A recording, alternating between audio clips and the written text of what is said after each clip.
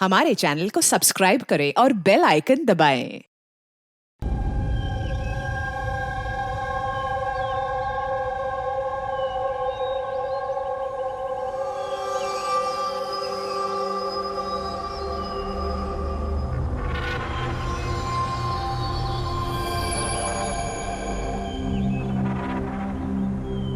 चलो फाइनली ये पल आ ही गया जब मैं आसमान में खुले पंछी की तरह उड़ पाऊं।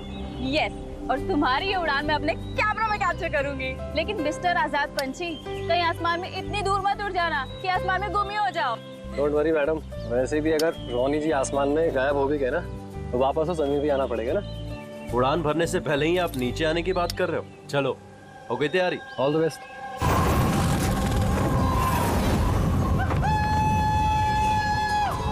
Yes, this is so much fun! Oh my God! Woohoo! Yes, come on, keep going, keep going. Alia, I love you! Ronnie, I love you too. वाह, लगता है काफी एक्सपीरियंस है इन उड़ान का। Of course, अमेरिका में उसने काफी एडवेंचर स्पोर्ट्स ट्राई किए हैं। पंजी jumping, paragliding and what not. बस इंडिया में कभी कुछ ट्राई नहीं किया था। और अब जब इंडिया में आए ही हैं हॉलिडे के लिए, तो क्यों ना कुछ ट्राई करें?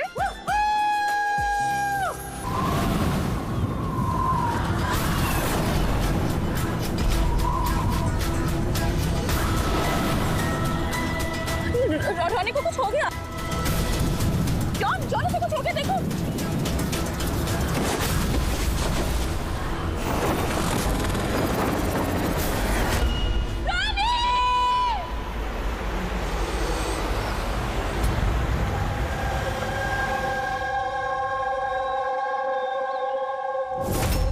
मैं और रोनी तो यहाँ हॉलिडे मनाने आए थे। मुझे क्या पता था कि ये रोनी का आखिरी दिन साबित होगा। आलिया, हम जानते हैं ये घड़ी तुम्हारे लिए मुश्किल है, मगर प्लीज हिम्मत से काम। अब मैं न्यूयॉर्क जाके उसके डैड को क्या जवाब दूंगी कि मैं आई तो उसके साथ थी, लेकिन लौट अकेले रही हूँ। आपको किसी पे शक है?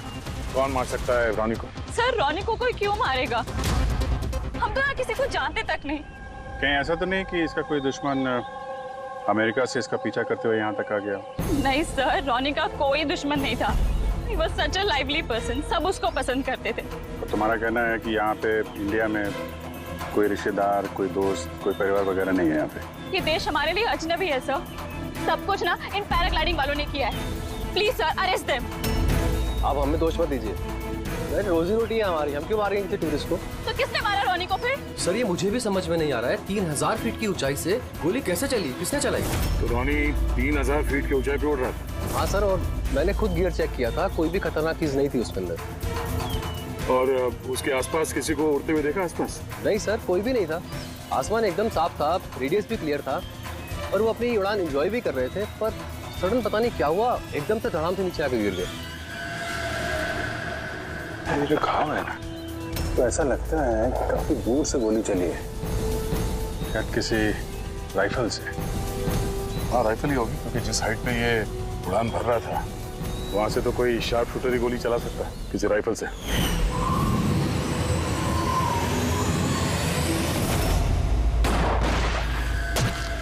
जॉन, यहाँ आसपास किसी को गन या राइफल के साथ देखा है क्या तुमने? यहाँ पर गन लाना अलाउ नहीं है। आप असली गन की बात कर रहे हैं, वो दिवाली वाली पटाखे की बंदूक भी नहीं ला सकता कोई। आप लोगों ने देखा यहाँ पर किसी को? नहीं मैम, नहीं तो नहीं देखा। नहीं मैम। अच्छा आलिया, जब आप यहाँ पर आई रोनी के साथ, आपको किसी पे शक हुआ? कोई आप लोगों को फॉलो कर रहा हो, कोई आदमी जो गड़बड़ लगे? नहीं सर, ऐसा तो कोई नहीं था। तो क्या गोली आसमान से चली है क्या? सर, मैंने बताया ना, रोनी जी के आसपास में कोई उड़ नहीं रहा था, तो फिर आसमान से गोली चलाएगा कौन? हाँ सर, आसमान में कोई भी नहीं था। आप चाहें तो ये फुटेज चेक कर सकते हैं, इसमें कोई भी नहीं है साथ में।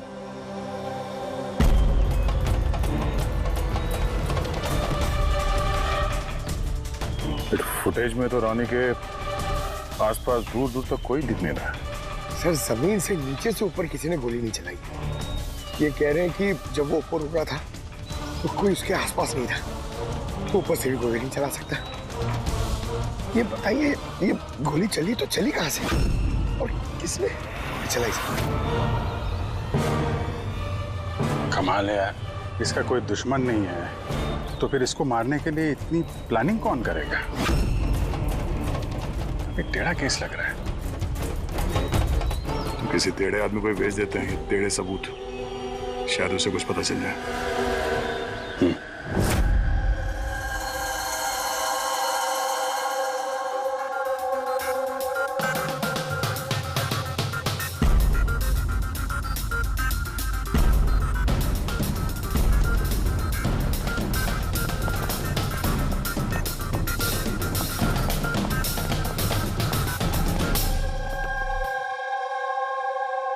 अरे वाह, आज आप दोनों जिस कदर काम में डूबे हुए हो, ऐसा लगता है कि बहुत सारे सुराग देके भेजने वाले हो हमें यहाँ से। बहुत सारे सुराग? हाँ, और अगर एक भी नहीं मिला तो? सीधे सीधे बता ना, कोई सबूत मिला ही नहीं है, कोई सुराग ही नहीं मिला तुझे। सर उस गोली के बारे में कुछ पता नहीं चला? इतना पता चला है कि भाई ऊपर से किसी यूएफओ ने गोली चलाई हो। यार सारुण के क्या बच्चों जैसे यूएफओ की बातें करते हो? और ये क्या है, ये बता, हमें समझाने के लिए किया है क्या? हाँ बता। ये देखो बॉस, रॉनी ग्राउंड से 3000 फीट की ऊंचाई पर उड़ान भर रहा था और गोली लगी है उसे इससे भी ऊपर से, लगभग 1000 फीट की ऊंचाई से, और ये गोली 60 डिग्री के एंगल से लगी है उसे। मुझे तो सोच सोच के चक्कर आ रहे हैं। आसमान में ऊपर से कौन गोली चला सकता है रोनी पे, और वो भी कैसे? अभी ठहर जा, और चक्कर आएगा। बॉस, ये गोली लगभग 3 किलोमीटर की दूरी से चली है ना, बड़ी अजीब बात है। गोली 3 किलोमीटर की दूरी से चलती है, 60 डिग्री में आती है, रॉनी के गले में घुस जाती है टेढ़ी। मतलब राइफल भी इस्तेमाल की है, बड़ी पावरफुल। बिल्कुल बॉस, राइफल भी पावरफुल है और गोली चलाने वाला भी पक्का निशानेबाज। इतनी ऊंचाई पर हवा बहुत तेजी से बहती है और टेम्परेचर भी ऊपर नीचे होता रहता है, फिर भी उसका निशाना चूका नहीं, एकदम अचूक पॉइंट पे लगा। तो गोली चलाने वाला भी मंजा हुआ खिलाड़ी है सर, एक शार्प शूटर। बिल्कुल, और ऐसे शार्प शूटर आसानी से तो मिलते नहीं जो ऐसा कारनामा कर जाए। लेकिन सर हमने सारे वीडियोस देख डाले। जब रॉनी आसमान में था तो उसके आसपास ना तो कोई चॉपर था ना पैराशूट, आसमान एकदम साफ था सर। वही तो समझ में नहीं आ रहा है कि ये किलर, ये गोली चलाने वाला था कहां पर, जबकि सारा आसमान साफ था, जब बादलों में छुप कर बैठा था। और सर वो गोली से क्या पता चला है? कुछ नहीं मिला पूर्वी। मैंने बैलिस्टिक डिपार्टमेंट का पूरा डेटाबेस चेक किया, ऐसी गोली का तो कोई रिकॉर्ड ही नहीं है। सर ये गोली जरूर कस्टम मेड बनवाई गई है। हाँ, अपने हिसाब से बना ली गोली, एक ऐसी गोली जो 3 किलोमीटर से चलती है और बिल्कुल निशाने पे लगती है। और सर अगर ये गोली इतनी जबरदस्त है तो इसकी राइफल भी काफी स्पेशल होगी। हाँ, एक काम करते हैं, ये गोली फायर आर्म्स विंग और बैलिस्टिक डिपार्टमेंट में भेजते हैं, देखते हैं क्या रिपोर्ट आती है। अब ये जो भी कोई है इतने ऊपर चला गया खून करने के लिए, अब जल्द से जल्द इसे जमीन पर लाते हैं।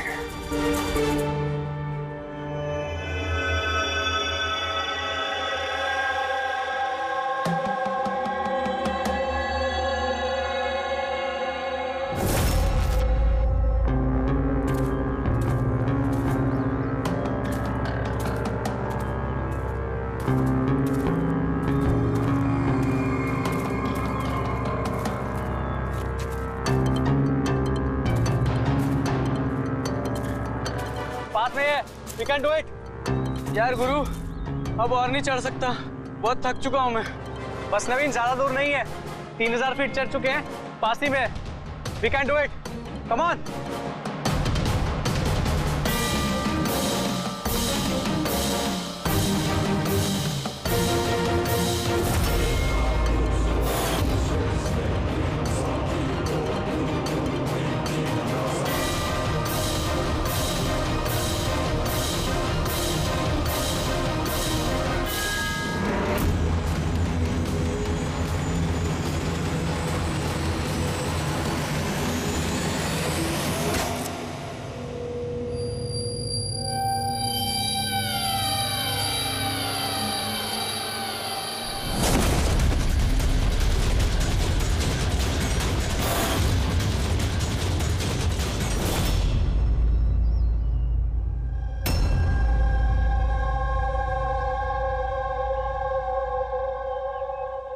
ऐसे लग रहा है जैसे रॉनी के मर्डर की फोटोकॉपी देख रहे हैं। 3000 फीट की ऊंचाई पे ठीक वैसे ही गोली मारी है सर के पीछे। इसको भी ऊपर से गोली। क्या आप लोग जब ट्रैकिंग कर रहे थे तो ये हितेन के पीछे भी कोई था क्या? नहीं सर, हितेन ही सबसे पीछे था सर। सर ये देखिए फुटेज। सर ये वही जगह जहाँ पे ये सब कुछ हुआ। कमाल है। पीछे तो सिर्फ खुला आसमान है, ऐसी कोई जगह दिख ही नहीं रही जहां से गोली चलाई जा सके। तो इसे गोली कहां से लगी? दोनों केसेस में पता नहीं चल रहा है कि गोली चली कहां से है। सर एकदम सही कह रहे। आसमान से कोई कौवा या कबूतर थोड़ी गोली चलाएगा। ये गोली चली तो चली कहां से? और ये दोनों गोलियां 24 घंटे के अंदर अंदर चली। मुझे लगता है इन दोनों केसेस का आपस में कोई ना कोई कनेक्शन तो है। तो ये हितेन काम क्या करता था? सर वो कॉलेज स्टूडेंट था सर, मुंबई ग्रेजुएशन करने आया था सर। ट्रैकिंग का बहुत शौक था उसको। अजीब, समझ में नहीं आ रहा कोई एक कॉलेज स्टूडेंट को मारने के लिए इतनी प्लानिंग क्यों करेगा? वही तो, पहले रॉनी और अब ये हितेन। इससे पहले कि आसमान से चलने वाली गोली का कोई तीसरा शिकार हो जाए, इस खूनी तक पहुंचना होगा जल्दी से जल्दी। पिछले 24 घंटों में 2 खून हुए हैं, दोनों जवान बच्चे हैं। और दोनों को मारने का तरीका भी क्या हाई प्रोफाइल। सर दोनों की मौत हुई है एडवेंचर स्पोर्ट्स करते हुए। जमीन से हजारों फीट ऊपर मारा है सर। मगर सर सोचने वाली बात है कि खूनी ने ये एडवेंचर स्पोर्ट वाला समय ही क्यों चुना इनको मारने के लिए? वो तो उन्हें कभी भी मार सकता था। इतनी लंबी प्लानिंग 2 बच्चों को मारने के लिए। सिर्फ प्लानिंग ही लंबी नहीं दया, गन भी लंबी। ये ऐसी। ये कौन सी राइफल है सर? ये है TX-65, रशियन गन है बॉस, लॉन्ग रेंज। ऐसी ही गन से मारा गया होगा। सालुंके साहब, क्या इस गन से 3 किलोमीटर दूर निशाना लगाया जा सकता है? हाँ फ्रेडी, शूटिंग रेंज में ट्राई करके देख लिया है। इसकी रेंज 3 किलोमीटर से ऊपर ही है। ऐसी गन तो आर्मी वालों के पास या फिर आतंकवादियों के पास ही मिलेगी। बिल्कुल बॉस, और इसीलिए मुझे लगता है कि ये सिर्फ मर्डर का मामला नहीं है, कोई बहुत बड़ा गुनाह होने वाला है, लार्ज स्केल पर। दया, सर काम करो, दिल्ली में जाओ इंडियन इंटेलिजेंस विंग में और पता लगाओ कि ये ऐसी गन किसके हाथ लगी थी और कैसे।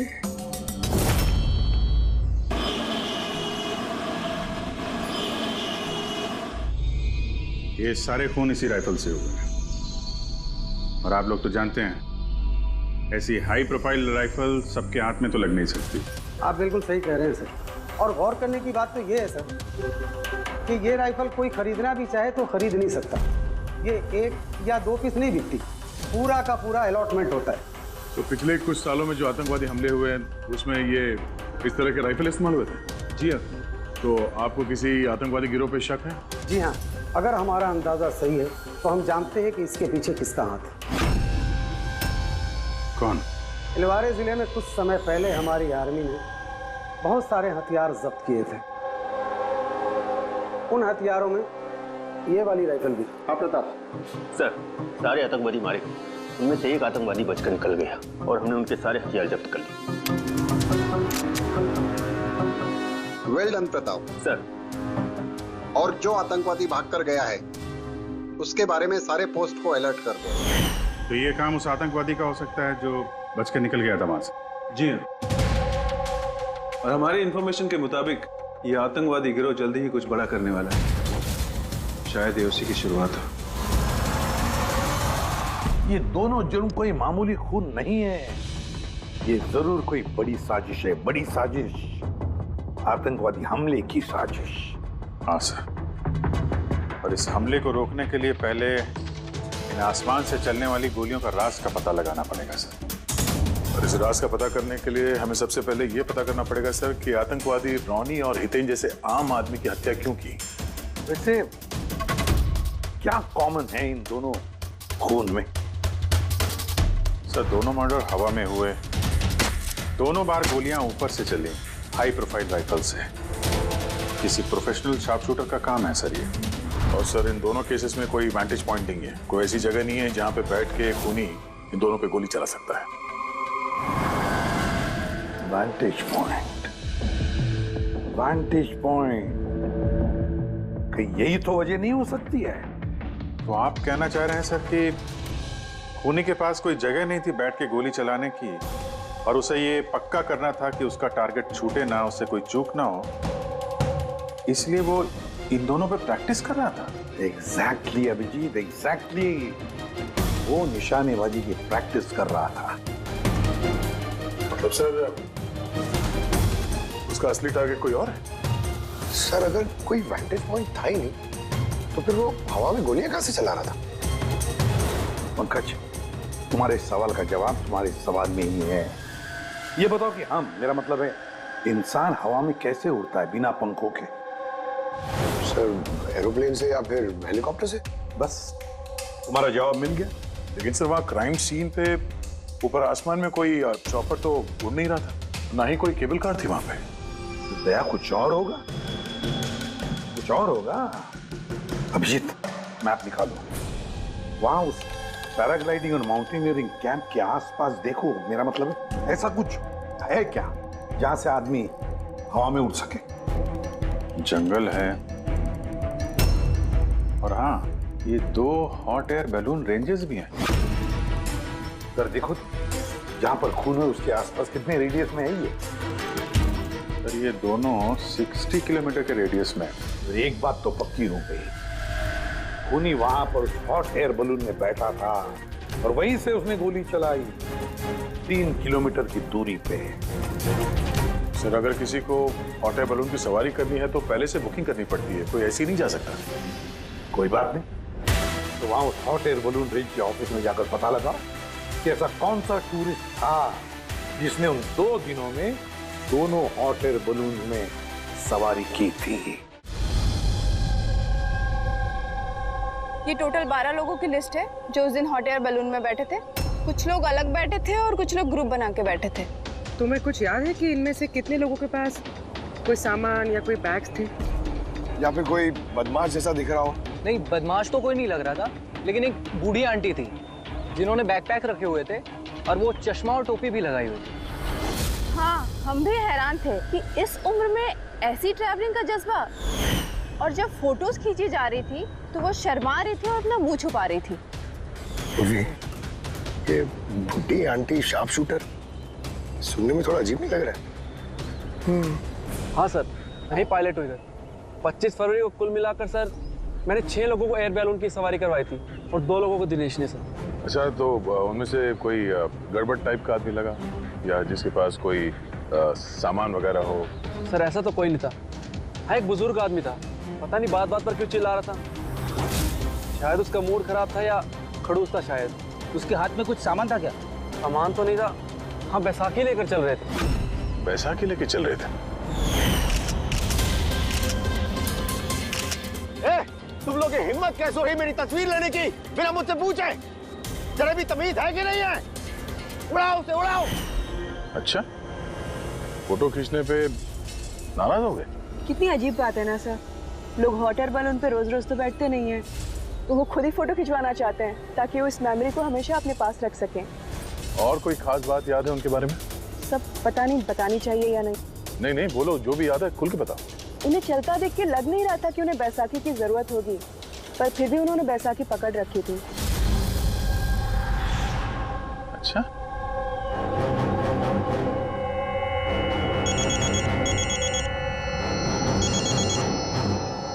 हाँ सर।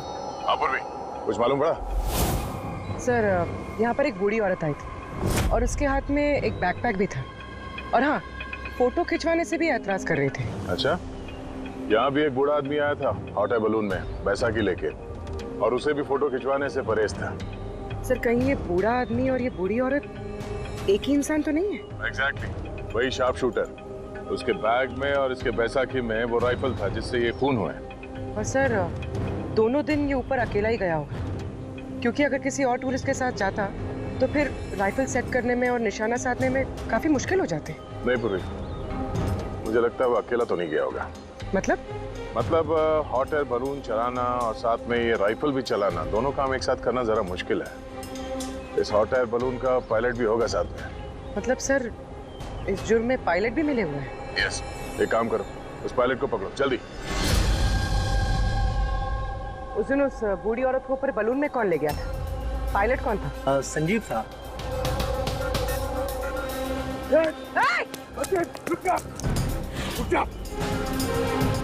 ना तुम मुझे मार पाओगे और ना ही उसे।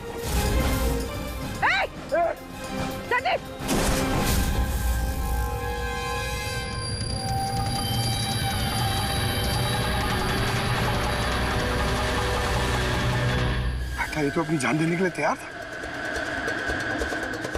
ये कोई छोटे मोटे मर्डर्स नहीं है पंकज, कोई बहुत बड़ा मिशन है जिसे अगर जल्द से जल्द नहीं रोका गया तो कुछ बहुत बुरा हो सकता है।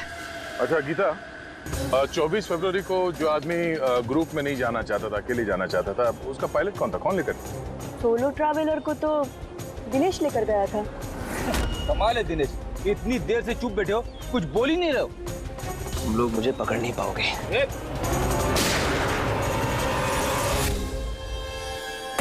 अभी यमराज तुझे अपॉइंटमेंट देने के मूड में नहीं है। जब तक हमारे सवालों का जवाब नहीं मिल जाता तुझे जिंदा रहना पड़ेगा। चल। मार लो, जितना मार सकते हो मार लो, मुझे कोई फर्क नहीं पड़ता। वैसे भी तुम्हारे इन कानून के कमजोर थप्पड़ों में इतनी ताकत नहीं है कि मेरी जुर्म की मजबूत हड्डियों को गला सके।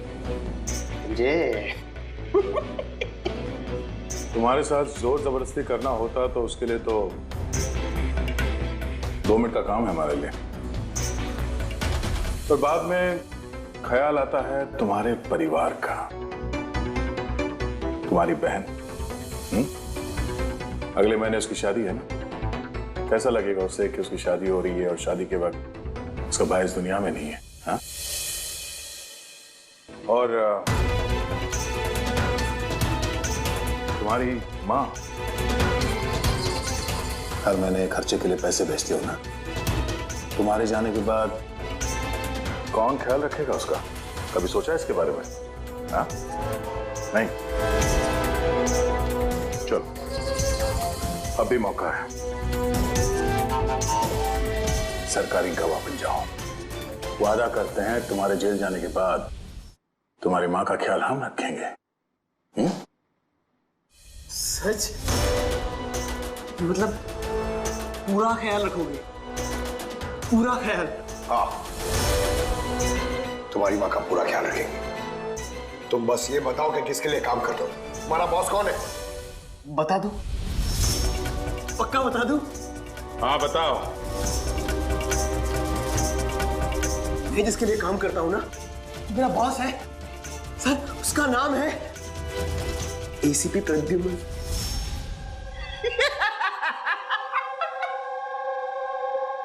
एसीपी प्रद्युमन, जाओ पकड़ लो और गिरफ्तार कर लो उसे। कहा था ना, मैं कुछ नहीं बताने वाला, जो कर सकते हो कर लो। सीआईडी पड़े।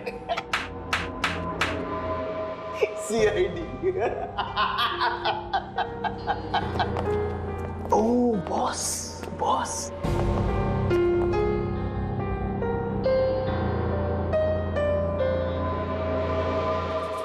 कोई बात नहीं, कुछ मत बताना। अब हम ना तुमसे कुछ पूछेंगे, कुछ बताने के लिए तुम पर जोर जबरदस्ती करेंगे, कुछ नहीं,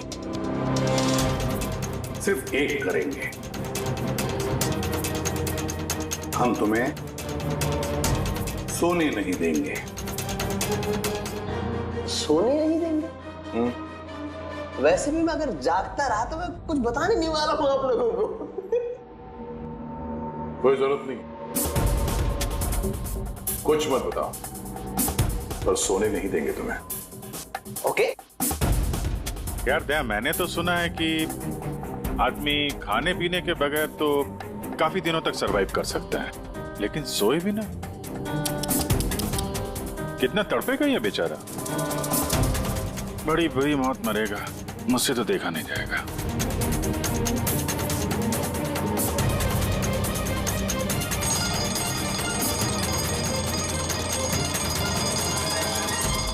समय काटने के लिए आसानी होगी, हाँ? अपने जिंदगी के आखिरी पल अपनी आंखों के आगे गुजरते हुए देखो, ठीक है? Thank you. सोने मत देना इसको।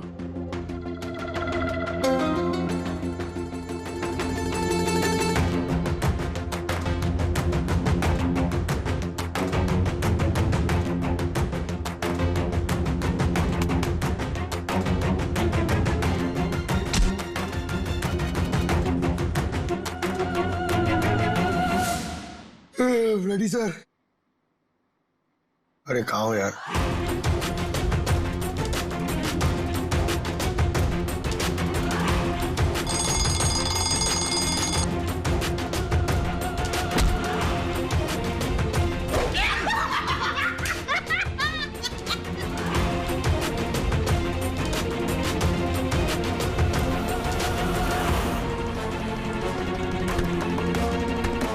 जब तक मुंह नहीं खोलेगा सोने का नहीं, समझे? 5 मिनट में नहीं। नहीं 1 मिनट। 1 मिनट तो सोने दो। 1 सेकंड। सोऊंगा नहीं। नहीं सोऊंगा बिल्कुल नहीं, बिल्कुल नहीं सोऊंगा।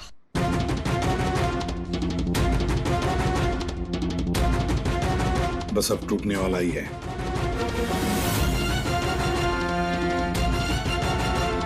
सब बकना शुरू कर देगा अभी। बल्लू, बल्लू नहीं सोएगा तू।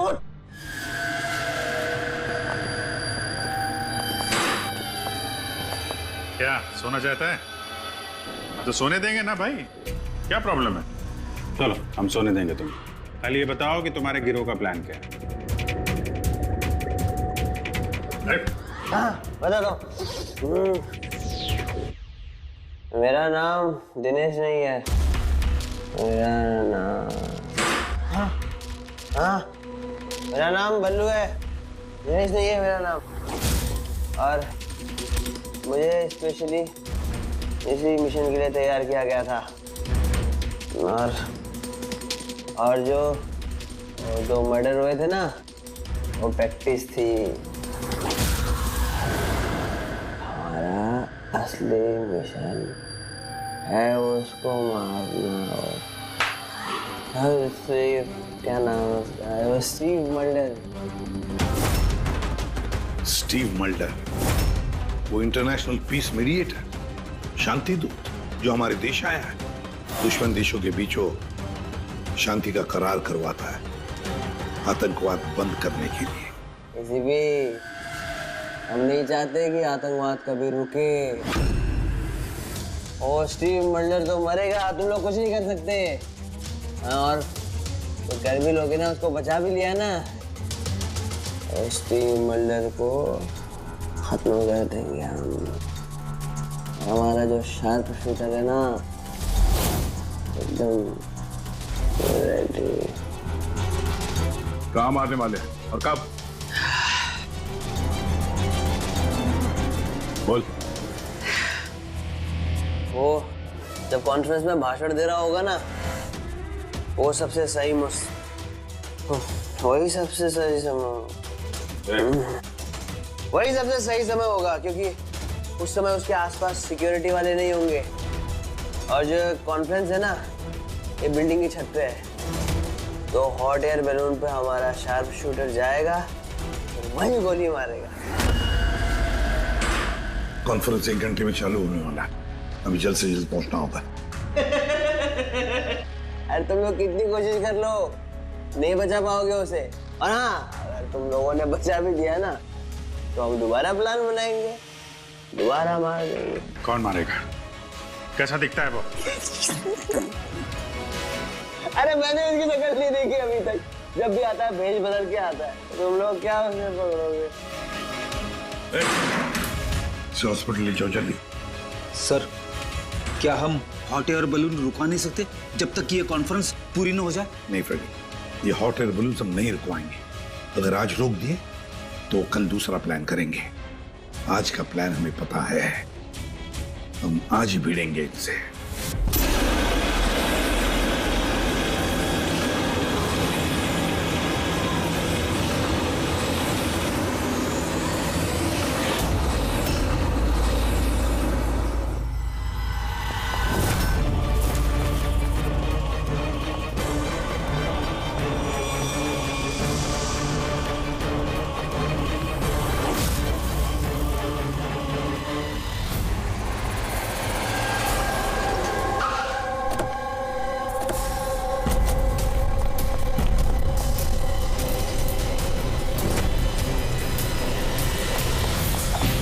सीआईडी मिस्टर स्टीव मल्डर कहाँ है? ऊपर कॉन्फ्रेंस में।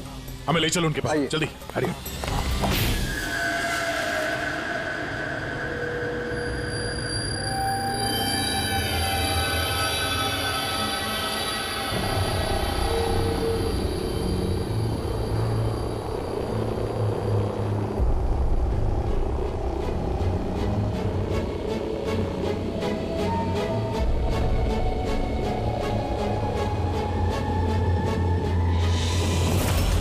यहाँ पे 4 बलून है, 2 हवा में है और 2 रेडी हो रहे हैं उड़ने के लिए। मेरे सामने जो बलून है सर, उसमें एक कपल है और वो लड़के के पास एक बैकपैक है। नजर रखो उन पे, कौन कौन आ रहा है, कौन कौन जा रहा है, सब पे ध्यान रखना। ओके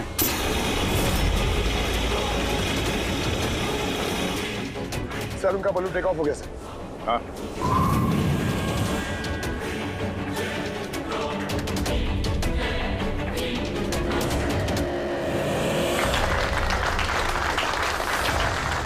इस दुनिया में टेररिज्म क्यों है, ये क्वेश्चन बहुत जरूरी है। और ये टेररिज्म तभी स्टॉप हो सकते हैं जब सभी देश भाई भाई की तरह साथ रहें। टेररिज्म को जड़ से उखाड़ फेंकना होगा हम सबको।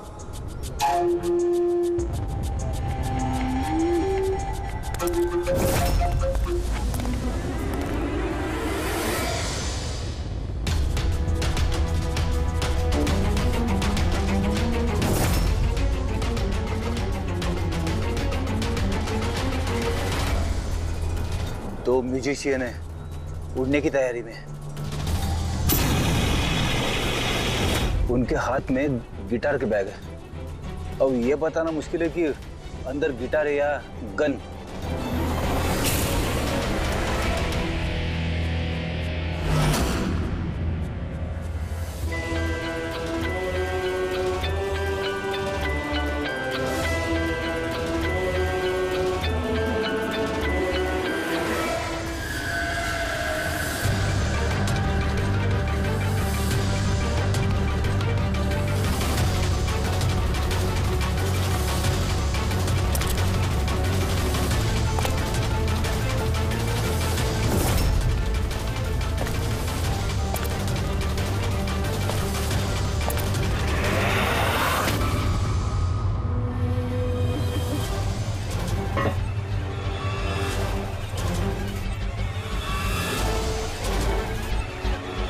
सर, और एक आदमी आया है, उसके पास एक बैकपैक और एक क्रच है। वेट करते हैं।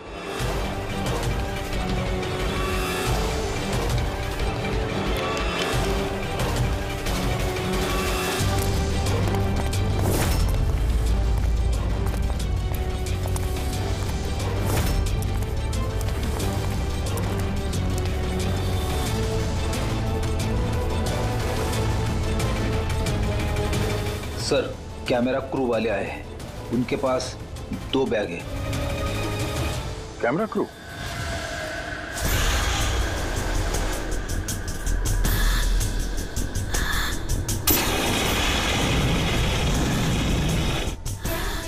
उन्हें नजरों से ओझल होने मत देना।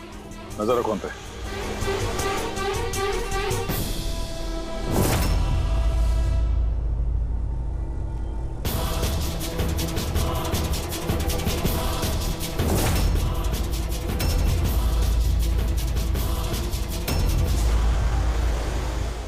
यहाँ तो बहुत सारे बलून उड़ रहे हैं। सुसाइड बॉम्बिंग क्या है? कोई खुशी खुशी हो, अपनी जान देने को कैसे रेडी हो सकते हैं? जिंदगी अनमोल। Oh no. We need to respect ये सारे बलून? life और हर देश वो कौन सा बलून होगा जिसकी हमें तलाश है? लगता है भेष बदल के आया है। ये तो शक्ल से कुछ गड़बड़ लग रहा है।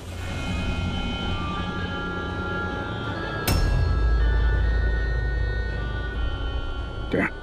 वो गिटार वाले पे नजर रखो। अपनी गलतियों से सीखना चाहिए हमें, ताकि World War I और World War II जैसे ये तो गिटार है। चल क्या रहा है ये? ऊपर जाके ये लोग म्यूजिक बजाने वाले हैं क्या? बाकी तो सारे बलून्स निकल गए, एक रह गया। मतलब सर इस बलून में हमारा शार्प शूटर है। Wait and watch. ये अपनी जगह से हिल नहीं रहा है। Camera crew. सर ये कहाँ गायब हो गया?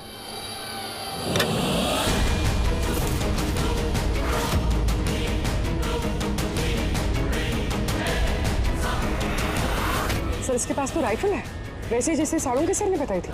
अब जी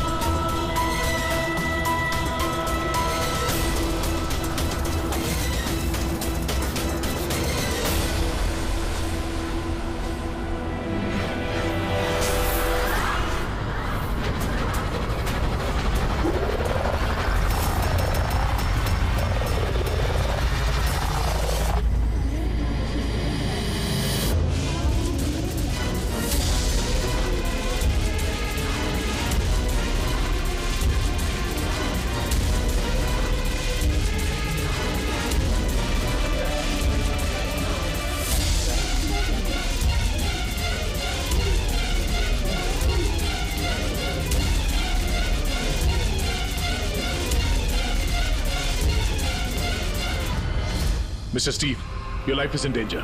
आपकी जान को खतरा है। आप क्या करें? We have a plan. Thank you CID। अगर आप लोग आज सुबह वक्त पे नहीं आते, मैं जिंदा नहीं होता। देखिए, मिस्टर स्टीव, खतरा अभी गया नहीं है। अभी खून पकड़ा नहीं गया है, इसलिए बी सेफ है। Be careful. Okay. Freddy, Pankaj, उस बलून पे नजर रखना। आंखों से ओझल होने मत देना। हाँ सर, हम लोग बलून को ट्रैक कर रहे हैं।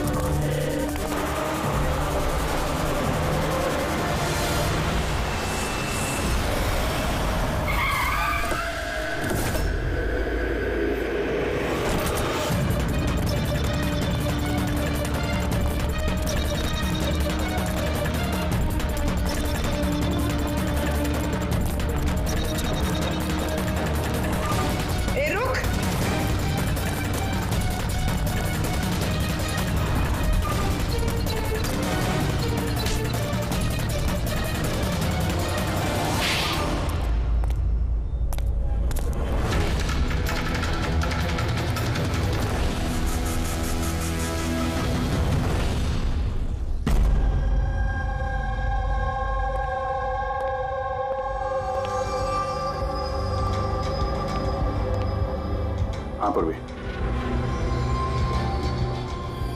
Good job, congrats. पकड़ गया killer mister Abhijit? Yes, Mr. Steve, we got him. Yes. Well done. Well done. CID बरसों से इस देश की सेवा कर रहे हैं और आज एक बार फिर आपने एक खतरनाक टेररिस्ट को पकड़ लिए है। अभी वो पकड़ा गया है, बहुत जल्द हम उसके पूरे ग्रुप को पकड़ लेंगे। Mister Steve, we are very proud of you. आप जैसे लोगों की दुनिया को जरूरत है, जो आप जैसे साहसी हैं और नेक हो।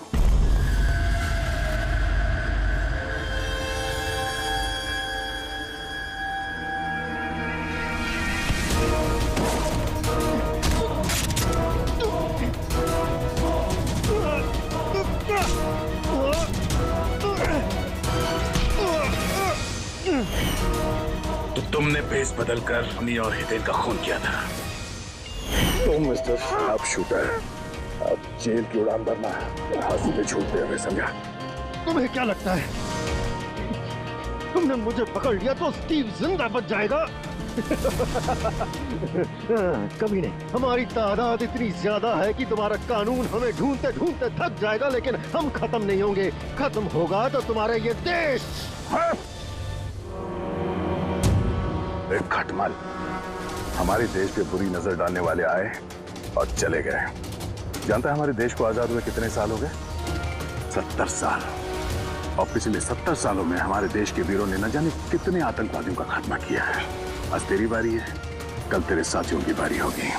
हमारा देश रहेगा और खुशहाल रहेगा। और अगर इस देश से किसी चीज का खात्मा होगा, वो है आतंकवाद। समझा?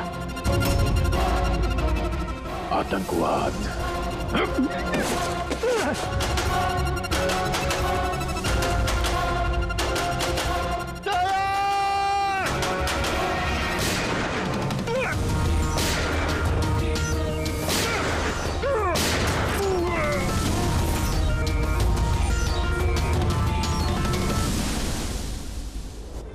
आतंकवादी पीठ पे ही गोली मारोगे? हम लोग यहाँ खाते गोली, यहाँ।